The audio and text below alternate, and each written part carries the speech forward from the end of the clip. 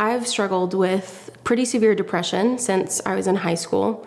And as I got into college and after college, everything had progressed to be very unmanageable with anxiety and panic attacks and intrusive thoughts. I felt like I was a victim to my own mind, that there really wasn't much I could do. It was just kind of the hand that I was dealt. I believed for healing.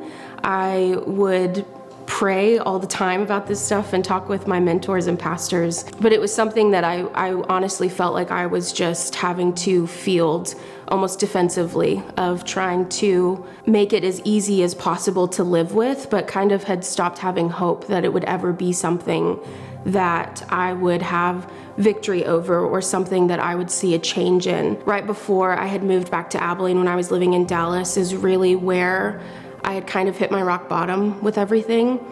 And it was the most isolated and terrified I had ever been in my life. I felt so hopeless, and I realized that I had started not believing that God wasn't real, but it was something even more frightening, because I believed that God was real.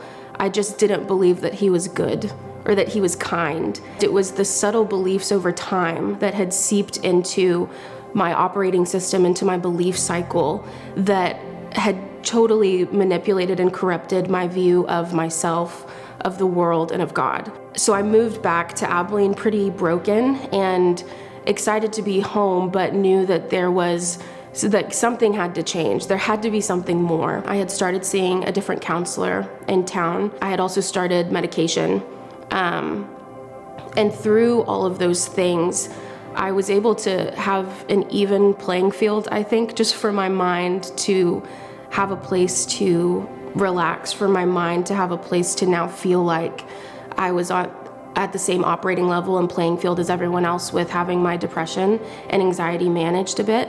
Through my counselor and the times with her, as I started vocalizing the thoughts that I was having, I realized that I would believe one thing about God, but say something else out loud. And that there was so much that had been corrupted in my thoughts and in the way that I was living. We started to reconcile those and call them out, and I started to see the ways that God was redeeming. I would be so frustrated because I would see people that I knew. I would see people in the church that had been healed from a lot of the same things I was walking through.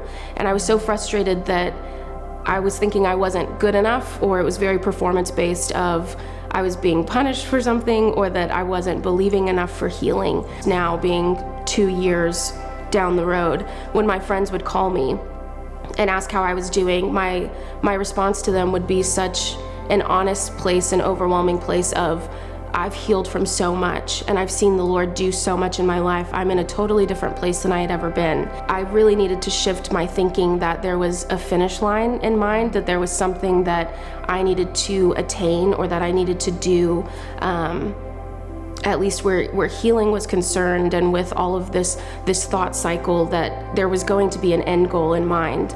But I realized that with your thoughts, it is actively renewing them daily. It is choosing to question even the things that feel so innate and the things that feel so natural, because we don't realize how over time stuff has been so skewed, or how we've latched onto things that are not the heart of God and the character of God. There's a totally different place that I'm living in now from knowing how much the Lord has healed and redeemed and restored in my life, particularly with my thoughts.